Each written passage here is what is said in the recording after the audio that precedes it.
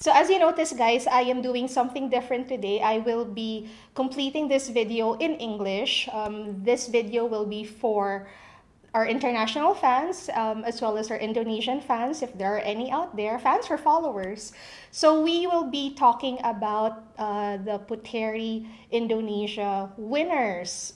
So you have to stick around because you will be answering 3 questions. The first question is, who are the winners of Puteri Indonesia and what are their chances to win the crown? Question number 2, do they really need changes or improvements? And question number 3, will there be peace between the Indonesian fans and the Filipino fans finally? Finally, have 3 winners, guys. So we have Frederica Alexis Cull. She won the crown to represent Miss Universe.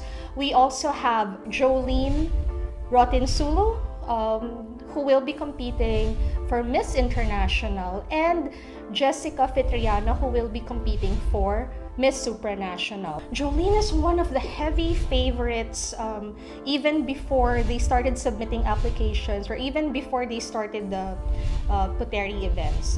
Jolene is an actress and she was born in the US. She's half American and she does resemble a little bit of Demi, a little bit of Kylie. If they do get the chance to really study the profile of the pageants that they will be joining, I'm pretty sure they're gonna do pretty well. Now, the focus this time is with Frederica because Indonesia has been doing well in Miss Universe these couple of years. They really have to do that. It really has to be a performance instead of just walking from point A to point B. So if they do get the chance to come to the Philippines, if they do get the chance to get some training on Pasarela, then go for it. I think a lot of Indonesian fans who weren't so keen on Kat before to the point of bashing her for being biracial will probably slow down because as you know, guys, the 3 girls also are biracial.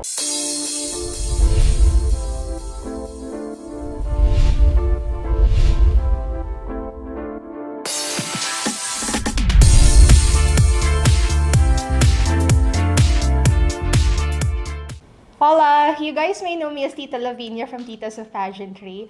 I'm a beauty pageant enthusiast and I'm also a fashion writer for a wedding magazine. Please don't forget to hit subscribe and the bell notification button so that you will be updated with my ganaps and hanash. Alright, so a couple of days ago, Indonesia finally crowned their winners for Miss Supranational, Miss International, and Miss Universe. Now, I have been following Puteri Indonesia for a number of years now. It's just that I haven't really watched like the full show because as everyone knows, the Puteri show lasts for hours and I don't really understand everything. But this year, I made it a point to watch everything only because, of course, we have Catriona who graced the event. Finally, we really wanted Pia to also appear at Puteri, but because of other things happening with her schedule, she wasn't able to attend the final. So it was a dazzling show. It was a cultural show. It was exactly what people expect Puteri Indonesia to be. So let's cut to the chase. Finally, have 3 winners, guys. So we have Frederica Alexis Cull. She won the crown to represent Miss Universe. We also have Jolene Rotinsulu, who will be competing for Miss International, and Jessica Fitriana, who will be competing for Miss Supranational. So let's talk about Frederica first. First of all, Frederica is only 19 years old, guys. She did have a wobbly start with one of the Q&A rounds, but she was able to redeem herself in the final segment. And she wasn't exactly a surprise winner because she has always been part of the roster of favorites in the hot picks. So she's half British, half Indonesian. And I think a lot of people are really happy that she won because a lot of people, especially in Indonesia, have been clamoring for a winner with very good communication skills. So having been raised in Australia and then Indonesia as well, definitely her English is a lot better than the previous Miss Universe contestants for Indonesia. So a lot of people were really excited about that. At least they will be able to be represented by someone who could answer questions, who could go into interviews without the pressure of knowing whether that person knows what he or she is talking about. So that's great for Indonesia. Now, she is a little shorter than the other winners. Usually Indonesians, when they pick winners for Miss Universe, they really pick the really statuesque ones. But according to her bio, she's around 5'8". So that's pretty good. That's not a problem. So she's in her last year of her studies at the Australian Independent School in Indonesia. She is studying international business management. And her advocacy, she's focusing on her advocacy to raise awareness so that people in Indonesia could be pushed to register because apparently there are a lot of Indonesians who don't really have birth certificates. So I can definitely relate to that. So another interesting thing about her is that her mother runs apparently a shelter for neglected dogs or neglected animals. So she's very active in animal welfare, which is a plus for me. Now let's go to Jolene. Jolene is one of the heavy favorites even before they started submitting applications or even before they started the Puteri events. Jolene is an actress and she was born in the US. She's half American and she does resemble a little bit of Demi, a little bit of Kylie, and a little bit of Meg Imperial, a local actress here in the Philippines. So I remember a lot of people were pushing for Jolene to join because last year she wasn't able to qualify for her province. So a lot of people were really happy that she gave it another shot so that she could represent her province this year and eventually won the crown for Miss International. So we'll talk more about that later. And then we also have Jessica Fitriana. Now, Jessica Fitriana also has the same case as Jolene. She was not able to represent her state last year. I think, if I'm not mistaken, she finished first runner-up. So she gave it another try and she was able to represent her province and then went on to Puteri to finally win the crown for Miss Supranational. She does have a very interesting advocacy. You know, a lot of these girls these days, they turn to advocacies raising awareness for HIV and AIDS. But with Jessica, it's actually very specific. With her, it has something to do more about children living with HIV. So I think it's a different facet to look into HIV and in AIDS. So it's nice that she is shedding some light on that issue. So there. So the good thing about this is that they seem to be all well-rounded. They have advocacies. Of course, they're beautiful. So let's now answer the second question. Will they have a chance? You know, guys, since I'm on social media all the time, I also get to check whether these girls are getting like good attention or bad attention. It's pretty peaceful. A lot of the pageant fans, Filipino fans as well as the international fans, seem to be very happy with this selection. Although I will mention some of the girls who didn't make it because there were really a lot of girls for this batch who were crown worthy. We have the one from Banten. I don't really know her name, but she's someone that I envision would be perfect for Supranational. There's another cute one, Rial, I think. Unfortunately, these girls didn't make it. And for Puteri, it's not like in the Philippines setting that you can join several times. For Puteri, since they are representing their provinces, they can only join once. So, yeah, unfortunately for the girls who didn't make it, that's the end of it. Unless, of course, they try with the other franchise like Miss Earth or Miss World. So, there. Let's talk about chances. The Indonesian pageant fans are really very excited with the three girls that was crowned, because it seems like they are really at par with what everyone else is looking for. The pageants these days, they're not just looking for a pretty face or a perfect figure. Right after what IMG did with Kat winning, with Pia winning, they're looking for girls who are more well-rounded. They're looking for girls with solid advocacies. They're looking for girls who are comfortable to talk in public. They're looking for girls who look great in photos and who also look great in videos. And they're looking for girls who are relatable. And I think these three girls, they're definitely ticking the boxes. So they have very positive reviews on social media. So I think the Indonesian fans could at least breathe and stop the war, I suppose. Now, yes, if they do get the chance to really study the profile of the pageants that they will be joining, I'm pretty sure they're gonna do pretty well. Now, the focus this time is with Frederica because Indonesia has been doing well in Miss Universe these couple of years. In fact, that one year that they didn't make it with Bunga, that was something very surprising for them because Bunga is actually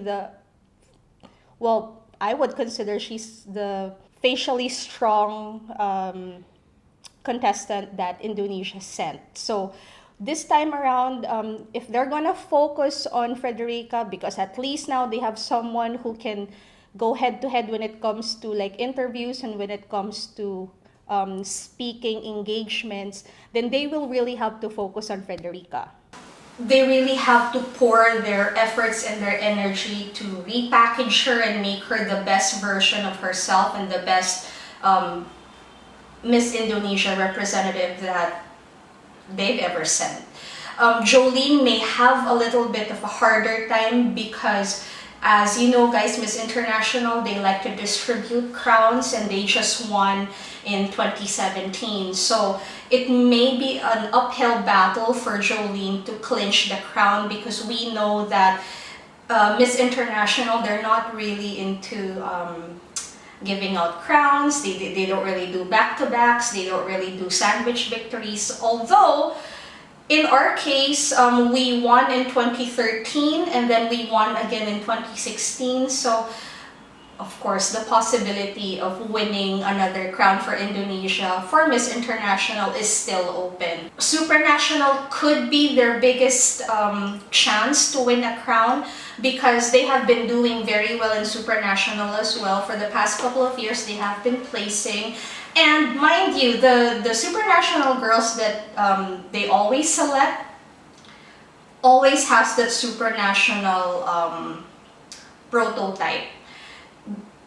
Almost always they get it right for Supranational, and Jessica is actually quite perfect for it. So if she can turn on the sexy, I'm pretty sure she can continue the streak for Indonesia. Now, what are the things that they need to improve on? That's question number 2.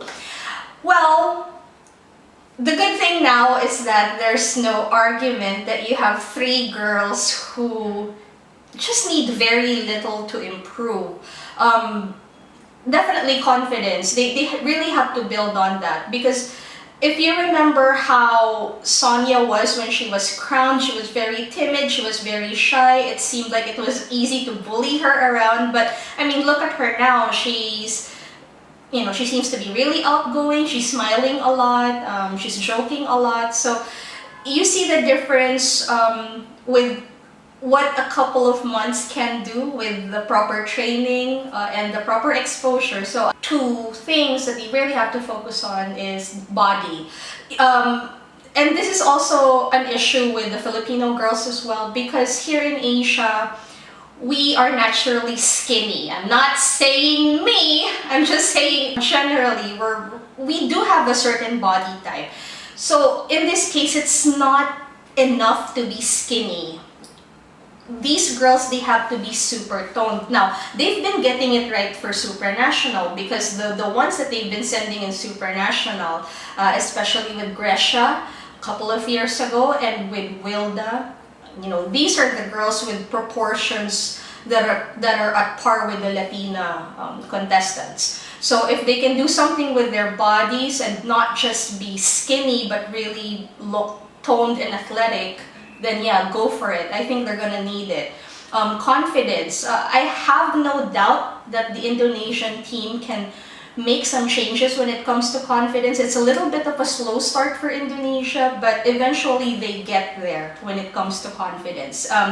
Confidence booster really also comes from the Indonesian pageant fans. So I'm pretty sure that the pageant fans will be as enthusiastic in supporting these girls as they were with the previous girls. Even more so, I think, for this batch.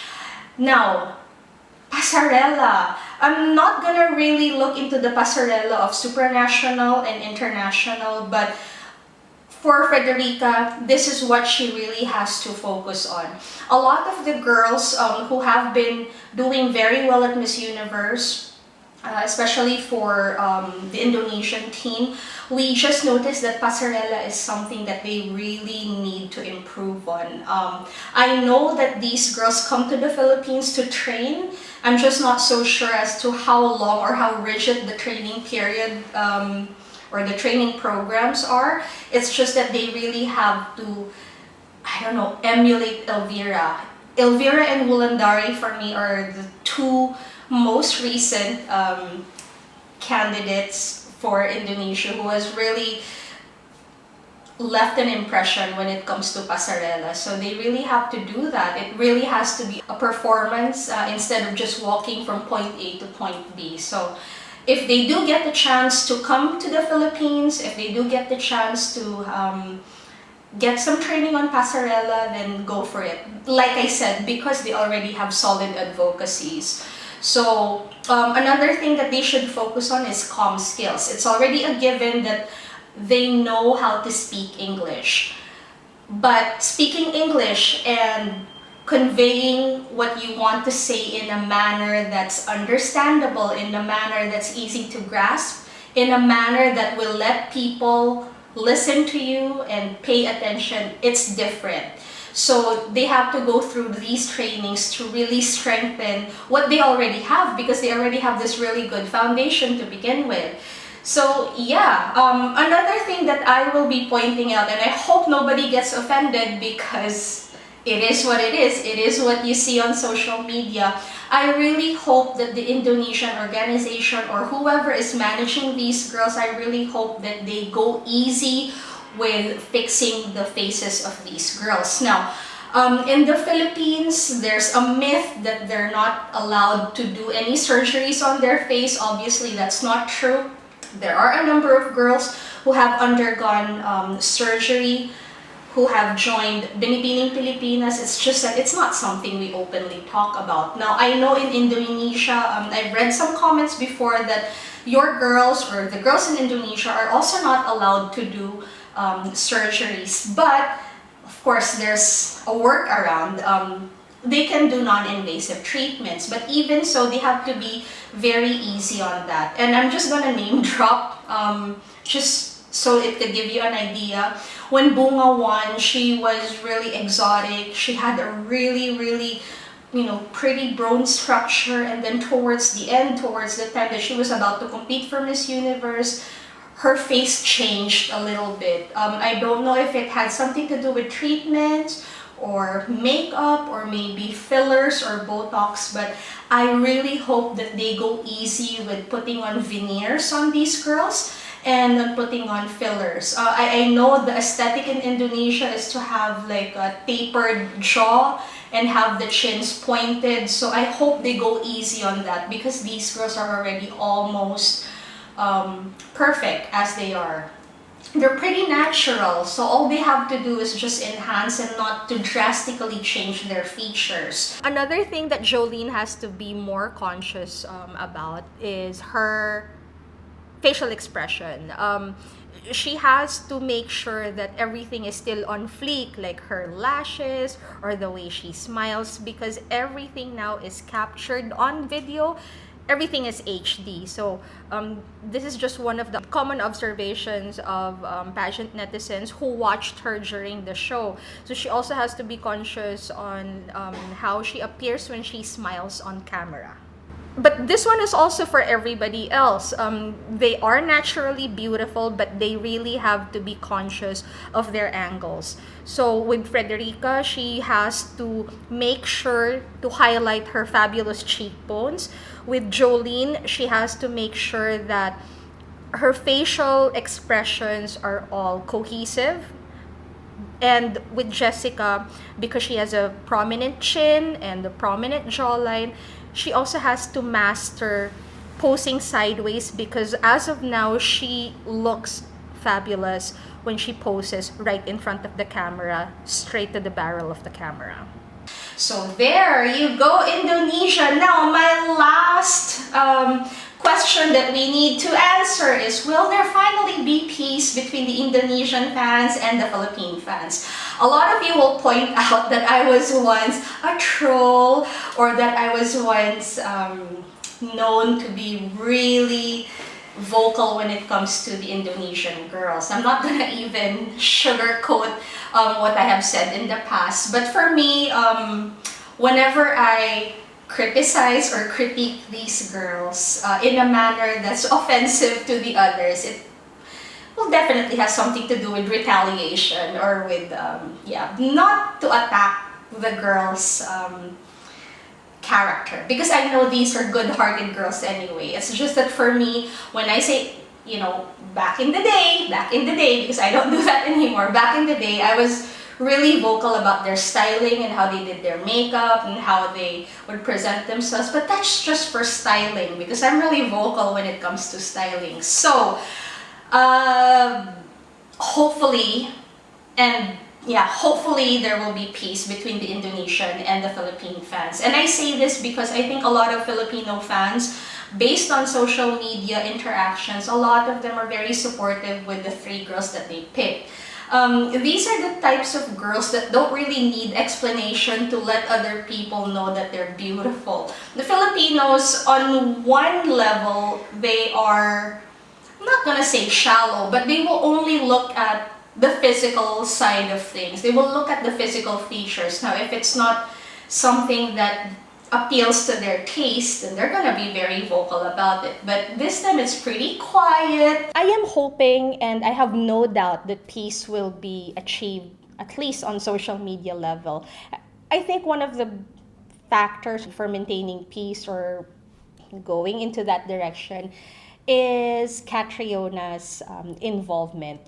Catriona didn't just appear at the finals of Puteri. She had other engagements, and she had a pretty long visit. And a lot of people have really understood why we kept on pushing for Kat, because she is endearing, because she has the personality, and because, she has that star quality that will draw you to her. And I think a lot of Indonesian fans who weren't so keen on Kat before, to the point of bashing her for being biracial, will probably slow down, because as you know, guys, the three girls also are biracial. So one is British Indonesian, one is American Indonesian, and then the other one is Pakistani Indonesian. So definitely they will understand where we are coming from, and they will definitely probably be a lot nicer with each other, because Kat gave them a show. Kat really showed them what she was all about, and they were really welcoming of her and had good things to say about her. So, guys, let me know what you think. Do you have any other opinions? Are you loving the three girls that they picked this year? So please comment down below. Thank you.